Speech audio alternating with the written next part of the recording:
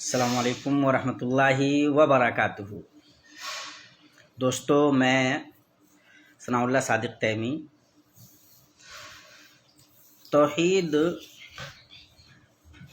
اہم ترین موضوع ہے اور کسی مسلمان کا توحید کے بغیر کوئی تصور نہیں کیا جا سکتا۔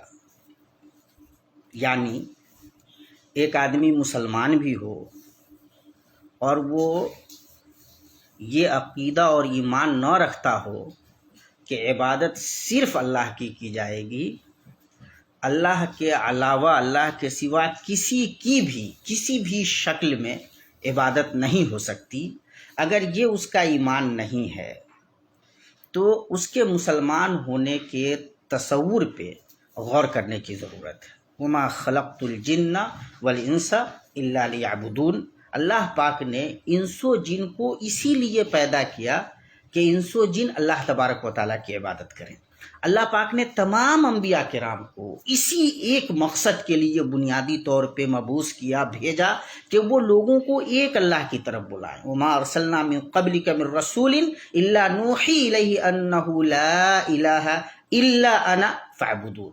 یہ بنیادی صداقت ہے کہ اللہ تبارک و تعالیٰ نے انس و جن کو صرف اپنی عبادت کے لیے پیدا کیا اور تمام انبیاء کو اسی ایک حقیقت کی طرف بلانے کے لیے، اسی ایک حقیقت کی دعوت دینے کے لیے مبعوث کیا، بھیجا، رسول بنا کر، نبی بنا کر بھیجا کہ وہ لوگوں کو بتائیں کہ ایک اللہ ہی کی عبادت کرنی ہے، اس کے ساتھ کسی کو شریک نہیں ٹھہرانا ہے۔ یعنی کسی بھی شکل میں اللہ تبارک و تعالیٰ کی ذات و صفات میں، اللہ تبارک و تعالیٰ کی عبادت میں، اللہ تبارک و تعالیٰ کے جیسا کسی اور کو بالکل نہیں سمجھنا ہے، اور صرف ایک اللہ کی عبادت کرنی ہے۔ یہ بنیادی سچائی وہ ہے جس پہ پورے دین کی عمارت کھڑی ہوتی ہے۔ یہی بنیاد ہے، یہی حقیقت ہے، یہی اصل ہے۔ اس کے علاوہ، اس کے سوا جتنی چیزیں ہیں وہ اس سے جڑتی ہیں، اس سے الگ نہیں ہیں۔ دین کے جتنے دوسرے مسائل ہیں، فروعات ہیں، جزئیات ہیں، وہ براہ راست اسی ایک حقیقت سے متعلق ہیں۔ اسی لیے آپ جب غور کریں گے تو آپ کو پتہ چلے گا کہ کسی بھی چیز کی عظمت کی اصل بنیاد، کسی بھی چیز کی اہمیت کی اصل بنیاد یہ ہے کہ اس میں اللہ تبارک و تعالیٰ کی توحید کا ذکر ہے۔ الکتاب کہا گیا سورہ فاتحہ کو۔ سورہ فاتحہ توحید کی تینوں قسموں کو محیط ہے۔ الحمدللہ رب العالمین، الرحمن الرحیم، مالک یوم الدین، ایاک نعبد و ایاک نستعین، اہدنا الصراط المستقیم۔ اب غور کر لیجئے، اللہ تبارک و تعالیٰ کی ربوبیت، اللہ تبارک و تعالیٰ کی الوہیت اور اللہ تبارک و تعالیٰ کے اسماء و صفات بہت ہی سلیقے سے سورہ فاتحہ میں شامل ہیں۔ اسی لیے اس کو سب مثانی، الکتاب، فاتحۃ الکتاب سب کچھ کہا گیا ہے۔ مقدمۃ کتاب اللہ بھی علماء نے کہا ہے۔ تو غور کرنے کی بات یہ ہے، سورہ اخلاص کو ثلث القرآن کہا گیا ہے۔ ثلث القرآن، ثلث القرآن کا مطلب یہ ہے کہ جیسے اگر 3 مرتبہ کوئی آدمی سورہ فاتحہ پڑھ لے تو جیسے اس نے پورے قرآن کریم کو پڑھ لیا۔ اس کی حقیقت کیا ہے؟ قل هو اللہ احد اللہ الصمد لم یلد ولم یولد ولم یکن لہ کفوا احد۔ کہہ دیجئے کہ اللہ ایک ہے، اللہ بے نیاز ہے، اس نے کسی کو جنا نہیں، نہ وہ کسی سے جنا گیا ہے، نہ کسی کا باپ ہے، نہ کسی کا بیٹا ہے۔ ولم یکن لہ کفوا احد، اور اس کے جیسا کوئی نہیں ہے۔ لیس کمثلہ شیء وہو السمیع البصیر۔ اللہ تبارک و تعالیٰ کی جیسی کوئی چیز نہیں ہے۔ اللہ تبارک و تعالیٰ دیکھنے والا، سننے والا ہے۔ اس حقیقت پہ غور کیجئے کہ جس کے اندر اس توحید کا، اللہ تبارک و تعالیٰ کی ان عظمتوں کا بیان ہے، اس کی اہمیت بڑھ گئی ہے۔ آیت الکرسی عظیم ترین آیت ہے قرآن حکیم کی۔ آیت الکرسی میں کیا ہے؟ اللہ لا الہ الا هو الحی القیوم لا تاخذہ سنۃ ولا نوم لہ ما فی السماوات و ما فی الارض۔ دیکھ لیجئے کہ پورے طور پہ اللہ تبارک و تعالیٰ کی عظمتوں کا، اللہ تبارک و تعالیٰ کی صفات کا، اللہ تبارک و تعالیٰ کیا ہے اس حقیقت کا بیان ہے۔ اللہ کے سوا کوئی معبود حقیقی نہیں ہے، صرف اس ایک اللہ کی عبادت کی جائے گی۔ اس سچائی پہ پوری دنیا کو بلانا اور یہ حقیقت بیان کرنا، یہی بنیادی طور پہ انبیاء کا کام تھا۔ اسی ایک مشن کے لیے، بنیادی طور پر اسی ایک دعوت کے لیے اللہ تبارک و تعالیٰ نے انبیاء کو بھیجا، اور اسی ایک دعوت کی دراصل امت محمدیہ کی ذمہ داری ہے کہ یہی ایک دعوت دے، یہی کام کرے۔ کمال یہ ہے کہ جب آپ یہ کام کرتے ہیں تو آپ کو نشانہ بننا پڑتا ہے۔ جب انبیاء نے یہ کام کیا، نبی صلی اللہ تعالیٰ علیہ وسلم نے مکے میں جب یہ حقیقت لوگوں کو بیان کی، قولوا لا الہ الا اللہ تفلحوا، یہ کامیابی کی دعوت تھی کہ لا الہ الا اللہ کا اقرار کر لو، مان لو اس سچائی کو، اس کے مطابق چلنے لگو، کامیاب ہو جاؤ گے۔ تو لوگوں نے کیا کہا؟ اجعل الآلہۃ الہا واحدا ان ھذا لشیء عجاب، کیا اس نے سارے معبودوں کو ایک بنا دیا؟ یہ تو بڑی عجیب و غریب بات ہے۔ دشمن ہو گئے سارے لوگ۔ آج بھی مسلمان کا دشمن ہو جاتا ہے اس بنیاد پہ کہ ایک مسلمان اس کو اسی ایک حقیقت کی طرف، اسی ایک سچائی کی طرف، کہ اپنی ساری توجہات کا مرکز، اپنی ساری عبادتوں کی اصل اس توحید کو بنا لو، صرف ایک اللہ کی عبادت کرو، سارے احتیاجات اللہ کے سامنے رکھ دو، مانگو صرف اللہ سے مانگو، وہی دینے والا بھی ہے، سارے مسائل اللہ تبارک و تعالیٰ کے حضور ڈال دو اور اطمینان کر لو۔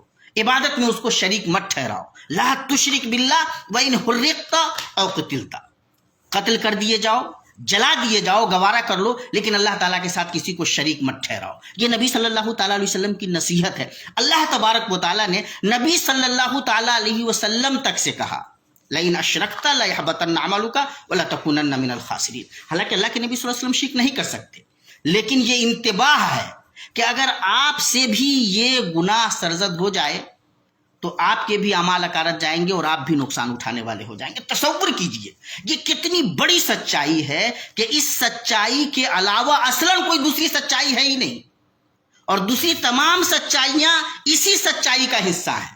اگر اس سچائی سے جڑتی ہیں تو ان کو سچائی کے طور پہ ہم دیکھیں گے، ورنہ نہیں۔ وما سوا ذالک وسواس الشیاطین، اس حقیقت کے سوا جو ہے وہ شیطانی وسوسہ ہے۔ تو یہ جو سچائی ہے، اس سچائی کی طرف اگر کوئی بلاتا ہے پیار سے، محبت سے، قرآن و حدیث کے دلائل سے، نبی صلی اللہ تعالیٰ علیہ وسلم کی باتیں بیان کر کے، تو وہ خیر خواہ ہے، آپ سے محبت کرتا ہے، آپ کی نجات کا چاہنے والا ہے، خیر خواہ ہے، وہ چاہتا ہے کہ آپ دنیا و آخرت میں کامیاب ہوں۔ اور اگر کوئی اس معاملے میں آپ کے ساتھ کچھ دوسری باتیں کرتا ہے، آپ کو اس راہ سے الگ کرنا چاہتا ہے، چاہے جس نام پہ کرے، اگر سجدہ چاہے جس شکل میں اللہ کے علاوہ کسی اور سے کروا دیتا ہے، دعا چاہے جس شکل میں اللہ کے علاوہ کسی اور کا واسطہ بنا دیتا ہے، تو آپ سمجھ لیجئے کہ آپ کے ساتھ کچھ نہ کچھ گڑبڑ ہو رہا ہے۔ اللہ پاک آپ کی سننے کے لیے، اور وہ اللہ پاک کون ہے؟ اقرب الیکم من حبل الورید، اللہ تبارک و تعالی ہم سے، ہمارے شہرک سے زیادہ قریب ہے۔ یعلم ما فی الصدور، جو دلوں میں ہے اس کو بھی اللہ تبارک و تعالی جانتا ہے۔ یعلم خائنۃ جو نگاہوں کی پوشیدہ چیزیں ہیں، اللہ تبارک و تعالیٰ ان کو بھی جانتا ہے۔ تو اللہ تبارک و تعالیٰ سے کوئی بھی چیز چھپی ہوئی نہیں ہے۔ اس ذات سے متعلق حقیقتیں جب بیان کی جائیں اور صرف اس کی عبادت کی طرف بلایا جائے، اور اگر اس پہ کسی کو اعتراض ہو تو ایک صاحب ایمان مسلمان کو تو اعتراض نہیں ہونا چاہیے۔ لیکن مسئلہ یہ ہے کہ ہر زمانے میں شرک کو اس طرح سے لوگوں سے جوڑا جاتا ہے، شرک کی اس بڑی خرابی کو اس خوبصورتی سے شیطان آگے بڑھانے میں مدد کرتا ہے کہ آدمی یہ سوچ ہی نہیں پاتا کہ دراصل وہ شرک میں مبتلا ہے، وہ شرک کو ہی توحید سمجھ لیتا ہے۔ وحدت الوجود کا فلسفہ ہو، یا اس طرح کے جتنے بڑے بڑے مسائل ہیں، حلول کا معاملہ ہو، یا اس طرح کی بہت ساری چیزیں، کہ بندہ خود کو اللہ نعوذ باللہ اللہ سمجھنے لگے اور وہ سمجھے کہ دراصل وہی توحید پہ قائم ہے۔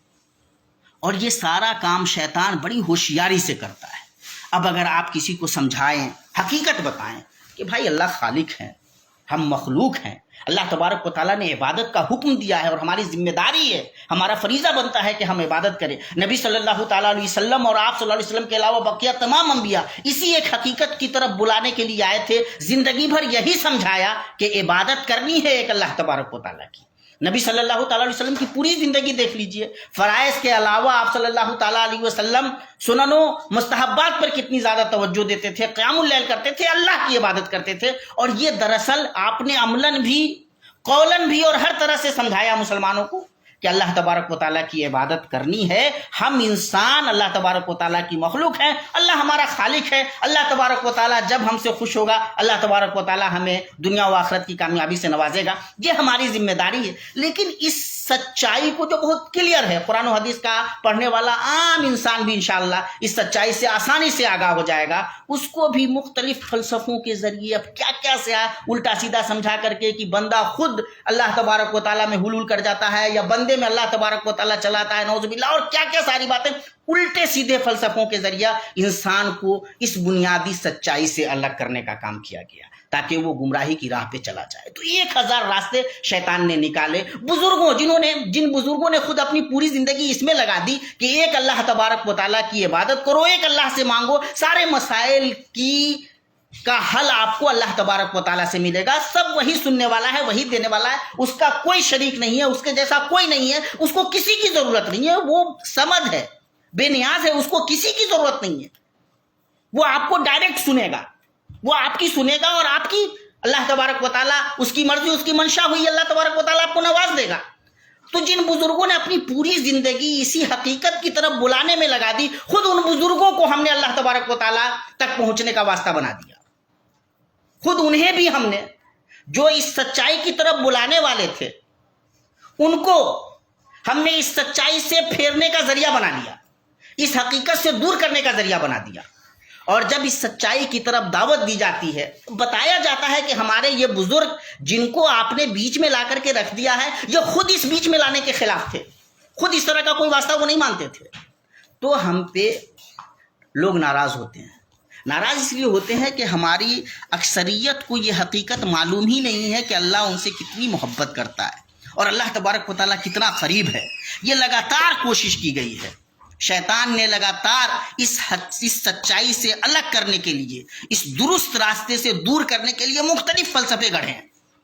حضرت نوح علیہ السلام کی قوم، دراصل وہ جو نیک لوگ تھے، یغوث، یعوق، ود، سوا، سورہ نوح میں جن کا ذکر ہے، یہ نیک لوگ تھے اس قوم کے. حضرت عبداللہ ابن عباس رضی اللہ تعالیٰ عنہ کی روایت ہے صحیح بخاری میں. یہ نیک لوگ تھے، جب انتقال کر گئے تو انہی کو شیطان نے دراصل انہی نیک لوگوں کی شبیہوں کو، ان کے مجسمات بنوا کر کے لوگوں کو ڈائیورٹ کرنے کا راستہ شیطان نے دکھلا دیا.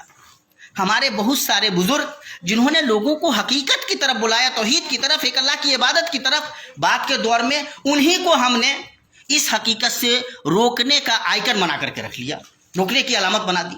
ہم نے دو ظلم کیا. ایک تو لوگوں کو اللہ کے دین سے دور کرنے کا ظلم کیا، اور دوسرا جن بزرگوں نے حق کی طرف بلایا تھا ان کو شرک کی طرف بلانے کا ہم نے آئیکن بنا دیا، علامت بنا دی. تو یہ سچائی یاد رکھیے. ان اللہ لا یغفر ان یشرک بہ ویغفر ما دون ذلک لمن یشاء ومن یشرک باللہ فقد ضل ضلالا بعیدا. اللہ تبارک و تعالی شرک کو نہیں بخشے گا، اس کے علاوہ جس کو چاہے اللہ تبارک و تعالی بخش دے. اور جو شرک کر جائے تو وہ بہت دور کی گمراہی میں پڑ گیا. یہ بنیادی سچائی ہے. اور ہندوستان میں بطور خاص یہ جو تحریک اہل حدیث تھی، سلف کا جو کارواں تھا، اس نے اسی حق کی طرف، اسی سچائی کی طرف بلایا. مولانا سید اسماعیل دہلوی رحمۃ اللہ علیہ کی تقویۃ الایمان سے جو سلسلہ شروع ہوا، تو ہر دور میں علماء اہل حدیث اسی حقیقت کی طرف لوگوں کو بلاتے رہے کہ اللہ کی عبادت کیجیے اور نبی صلی اللہ تعالیٰ علیہ وسلم کے طریقے کی پیروی کیجیے، کتاب و سنت کی راہ پہ چلیے، اللہ تبارک و تعالیٰ کے خالص اللہ کی عبادت کیجیے. وما امروا الا لیعبدوا اللہ مخلصین لہ الدین. بس یہی اللہ تبارک و تعالیٰ کا حکم ہے کہ ایک اللہ کی عبادت کیجیے. کسی بھی معاملے میں عبادت کی جتنی قسمیں ہو سکتی ہیں، جو بھی عبادت کے تصورات ہو سکتے ہیں، ان تمام تصورات میں اللہ پاک کو، بس اللہ پاک کو اور کسی کو بھی شامل نہیں کرنا. بس ایک اللہ کی عبادت کرنی ہے. ساری عبادتیں صرف اللہ کے لیے صرف کرنی ہے. کسی کے لیے بھی اس کا کوئی بھی حصہ اللہ کے علاوہ کسی اور کی طرف نہیں لے جانا ہے. یہ وہ دعوت تھی جس پہ یہ تحریک استوار ہوئی. شاہ اسماعیل دہلوی رحمۃ اللہ علیہ نے تقویۃ الایمان لکھی اور ہر زمانے میں لوگ اس انداز کی باتیں کرتے رہے، اسی دعوت کی طرف لوگوں کو بلاتے رہے۔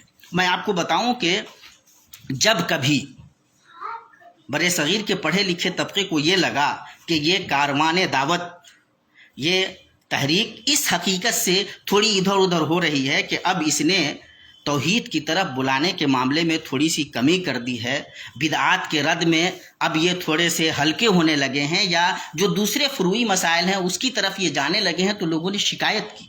شیخ محمد اکرام کی موج کوثر، آب کوثر، رود کوثر بڑی اچھی کتاب ہے۔ ہندوستان یعنی بر صغیر کی جو علمی تاریخ ہے، مسلمانوں کا جو علمی سرمایہ ہے، اور جس انداز میں ہمارے یہاں جو علم و فکر کی ترقی ہوئی ہے اور ہر زمانے میں اس کی کیا کیا صورتحال رہی ہے، اس کا بڑا اچھا جائزہ انہوں نے لیا ہے۔ ظاہر ہے ان کی بہت ساری باتیں اس میں اپنی ہیں جو ان کا جائزہ ہے، تو اس میں وہ جب اہل حدیثوں پہ، فکر اہل حدیث پہ یا اس تحریک پہ جب وہ تبصرہ کرتے ہیں، تو وہ ایک جگہ یہ شکایت کرتے ہیں کہ بنیادی طور پہ اس تحریک کا جو مقصد تھا وہ یہ تھا کہ لوگوں کو خالص توحید کی دعوت دی جائے، شرک اور اس کی سنگینی، اس کے خطرات سے آگاہ کیا جائے، بچانے کی کوشش کی جائے، نبی صلی اللہ تعالی وسلم کی سنت کی پیروی پہ ان کا پورا فوکس ہو، اور جہاں جہاں بدعت نظر آئے اس معاملے میں یہ اپنا کردار ادا کریں۔ اور بزرگ جو تھے اس تحریک سے جڑے ہوئے لوگ، وہ اس معاملے میں بڑے سخت تھے، توحید کے معاملے میں وہ ذرہ برابر کچھ بھی برداشت کرنے کے قائل نہیں ہوتے تھے۔ مولانا ابو حسن ندوی رحمۃ اللہ علیہ نے مولانا مسعود عالم ندوی کے بارے میں لکھا ہے۔ مسعود عالم ندوی جماعت اسلامی سے منسلک ضرور ہو گئے تھے، لیکن خاندانی طور پہ اہل حدیث تھے۔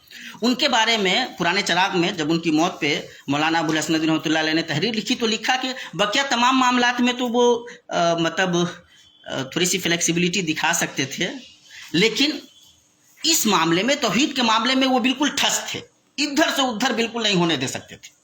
مولانا تقی الدین ہلالی کے شاگرد تھے، اور توحید کے معاملے میں یہ لوگ بڑے ہی بہت واضح، کسی طرح کا کوئی معاملہ ادھر سے ادھر نہیں ہونے دے سکتے تھے۔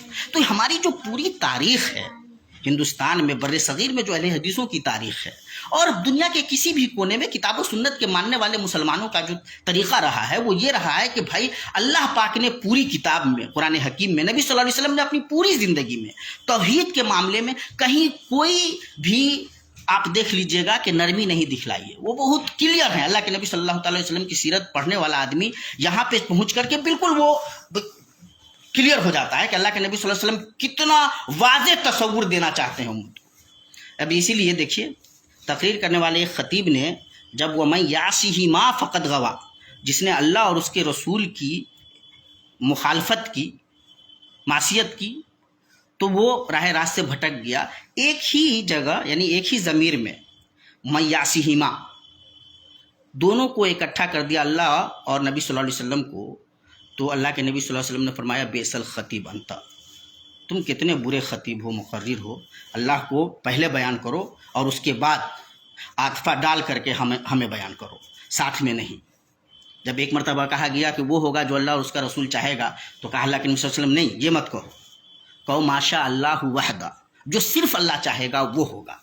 اللہ کے نبی صلی اللہ علیہ وسلم جب مدینہ آئے، جب بچیاں خوش ہو کر کے گا رہی تھیں، اور اس میں یہ کہا کہ وَيَعْلَمُ وَفِينَا نَبِيٌّ يَعْلَمُ مَا فِي غَدٍ، اور ہمارے پاس ایسے نبی ہیں جو جانتے ہیں کہ کل کیا ہونے والا ہے۔ تو اللہ کے نبی صلی اللہ علیہ وسلم فرمایا نہیں، یہ مت گاؤ، جو پہلے گا رہی تھی وہ ٹھیک ہے، یہ حقیقت نہیں ہے، یہ میں کل کیا ہونے والا ہے میں نہیں جانتا۔ ایک جگہ یہ جب کیفیت دیکھی تو آپ صلی اللہ علیہ وسلم نے فرمایا جعلتنی للہ ندًا، کیا تم نے مجھے اللہ تبارک و تعالیٰ کے بالمقابل کھڑا کر دیا، اس کے جیسا بنا دیا؟ جی یہ کام مت کرو، انما انا عبد، میں تو اللہ کا بندہ ہوں۔ نبی صلی اللہ علیہ وسلم نے یہ کنفیوژن اپنے بارے میں بھی پیدا نہیں ہونے دیا۔ دیکھیے نبی صلی اللہ علیہ وسلم جب مرض الموت میں ہیں، بار بار اللہ کے نبی صلی اللہ تعالی وسلم یہود و نصارہ پہ لعنت بھیج رہے ہیں۔ کس لیے؟ لعن اللہ الیہود والنصارى اتخذوا قبور انبیائہم مساجد، یہود و نصارہ کی لعنت ہو، یہود و نصارہ پہ لعنت ہو اللہ تبارک و تعالیٰ کی، اللہ کی لعنت ہو یہود و نصارہ پہ کہ انہوں نے اپنے انبیاء کی قبروں کو سجدہ گاہ بنا لیا۔ حدیث کے راوی سمجھ رہے بتاتے ہیں اللہ کے نبی صلی اللہ علیہ وسلم ڈرا رہے تھے لوگوں کو، تنبیہ کر رہے تھے کہ یہ غلطی مت کرنا۔ بتنانا نہ تربت کو میری صنم تم، نہیں میری تربت کو، میری قبر کو سجدہ گاہ مت بنا لینا۔ یہ اللہ کے نبی صلی اللہ علیہ وسلم تنبیہ کر رہے تھے، ڈرا رہے تھے کہ انہوں نے یہ کام کیا تھا، یہ ملعون کام ہے، یہ کام مت کرنا۔ اور دیکھ لیجئے کہ اللہ کے نبی صلی اللہ تعالیٰ علیہ وسلم کے رہتے ہوئے بھی، آپ صلی اللہ علیہ وسلم کی موت کے بعد بھی، آپ صلی اللہ علیہ وسلم کی وفات کے بعد بھی صحابہ کرام کا تصور اللہ کے نبی صلی اللہ علیہ وسلم کے بارے میں کتنا کلیئر ہے. اور اسی لیے جب انتہائی درجے کی محبت میں حضرت عمر رضی اللہ تعالیٰ عنہ کو جب یہ لگا کہ اللہ کے نبی صلی اللہ علیہ وسلم کی موت کیسے ہو سکتی ہے، تو حضرت ابوبکر صدیق رضی اللہ تعالیٰ عنہ نے جو حضرت عمر رضی اللہ تعالیٰ عنہ کے فکر کی تصحیح کی، ان کے موقف کی تصحیح کی، ان کو جو سمجھایا تو کہا کہ من کان یعبد محمدًا فإن محمدًا قد مات. جو کوئی محمد صلی اللہ تعالیٰ علیہ وسلم کی عبادت کرتا تھا تو اسے آگاہ ہونا چاہیے کہ محمد صلی اللہ علیہ وسلم قد مات، وفات پا چکے ہیں، انتقال کر چکے ہیں. ان اللہ حی قیوم، اللہ تبارک و تعالیٰ کی ذات ہمیشہ سے ہے، ہمیشہ رہے گی. اب یہ جو سچائیاں ہیں، ان سچائیوں کو سمجھنا بہت ضروری ہے اور اس حقیقت کی دعوت دینا بہت ضروری ہے. اللہ تبارک و تعالیٰ انبیاء کی بھی اس غلطی کو معاف کرنے والے نہیں ہیں. اگر انبیاء سے، ظاہر ہے کہ انبیاء سے یہ غلطی نہیں ہو سکتی، لیکن اللہ پاک نے قرآن میں کہا کہ اگر انبیاء بھی یہ غلطی کر جائیں، نبی صلی اللہ علیہ وسلم سے یہ غلطی ہو، تو یہ غلطی معاف ہونے والی نہیں ہے کہ اللہ کے ساتھ کسی کو شریک ٹھہرایا جائے.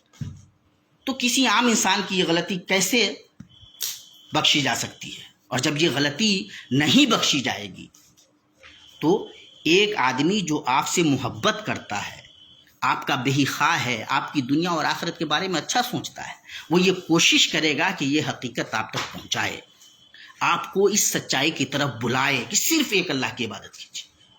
تحدیث نعمت کے طور پہ ایک بات بتاؤں کہ میں جب کسی بھائی کو کچھ بتانا چاہتا ہوں تو یہ بات ضرور کہتا ہوں کہ بھائی زندگی میں چاہے سب کچھ کر لیجئے، لیکن اللہ کے واسطے شرک کرنے کی غلطی مت کیجیے گا، توحید پہ کوئی بٹا مت آنے دیجیے گا، کیونکہ یہ بہت ہی نازک معاملہ ہے. یہ وہ حقیقت ہے کہ اگر یہ آپ کے پاس ہے، یا بنی آدم لو اتیتنی بقراب الارض خطایا ثم لقیتنی لا تشرک بی شیئا اتیتک بہا مغفرہ. یہ ترمذی شریف کی روایت ہے. حدیث قدسی میں اللہ تبارک و تعالیٰ فرماتا ہے کہ اے ابن آدم کی اولاد، اگر تم میرے پاس زمین بھر غلطیاں گناہ لے کر آؤ اور پھر تم نے میرے ساتھ کسی کو شریک نہیں ٹھہرایا ہے، تو میں اتنی مغفرت تمہارے لیے لے کر آ جاؤں گا. تو بنیادی طور پہ ایک مسلمان ہونے کی حیثیت سے، ایک دین کا جانکار ہونے کی حیثیت سے، کسی بھی اچھے مسلمان کی ذمہ داری ہے کہ وہ آپ کو شرک سے بچانے کی، روکنے کی کوشش کرے گا. اور اس کی شناخت یہ کتنی قبیح ترین چیز ہے اور کس درجہ ظلم ہے. ان الشرک لظلم عظیم، یہ سب سے بڑا ظلم ہے. اس سے بڑا کوئی ظلم ہو ہی نہیں سکتا کہ آدمی اللہ تبارک و تعالیٰ کے ساتھ کسی اور کو شریک ٹھہرائے. اللہ تبارک و تعالیٰ کی عبادت میں اللہ تبارک و تعالیٰ کی بجائے کسی اور کو سجدہ کر لے، اللہ کے علاوہ کسی اور کو پکار لے، اللہ تبارک و تعالیٰ سے کوئی بات کہنی ہے کسی اور کو بیچ میں لے آوے، اللہ تبارک و تعالیٰ کے سامنے جا کر کے اپنی ضرورت رکھنی تھی کسی اور کو رکھ لے. اللہ کے نبی صلی اللہ تعالیٰ علیہ وسلم کے جوتا کا تسمہ ٹوٹ جاتا ہے تو اللہ سے مانگنے کی بات کرتے ہیں. تصور کیجیے، اذا حزبہ امر دعا الی الصلاۃ، اگر کوئی معاملہ پیش آ جاتا تو اللہ کے نبی صلی اللہ علیہ وسلم نماز کی طرف، اللہ تبارک و تعالیٰ کی طرف سجدے میں جاتے. اقرب ما یکون العبد الی ربہ وہو ساجد، بندہ سجدے میں اپنے رب سے سب سے زیادہ قریب ہوتا ہے تو جو بھی معاملہ ہوتا سجدے میں گرتے اللہ کے پاس رکھ دیتے. ایک مسلمان یہ کرتا ہے.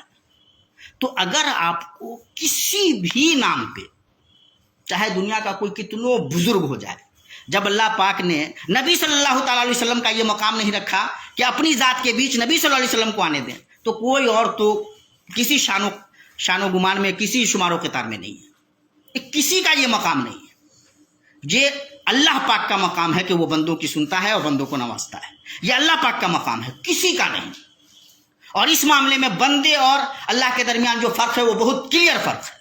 اس لیے جن تصورات کے سائے میں، یا جس کو بھی کوئی کتنوں علموں اور فلسفے کی بات کر رہا ہو، جہاں بھی ہو، بنیادی طور پہ نجات اس سچائی سے بندھی ہوئی ہے کہ آدمی اللہ کی، صرف اللہ کی عبادت کرے، اس کے ساتھ کسی کو شریک نہ ٹھہرائے. حقیقت سمجھ لیجیے اچھی طرح، اللہ اللہ ہے، بندہ بندہ ہے.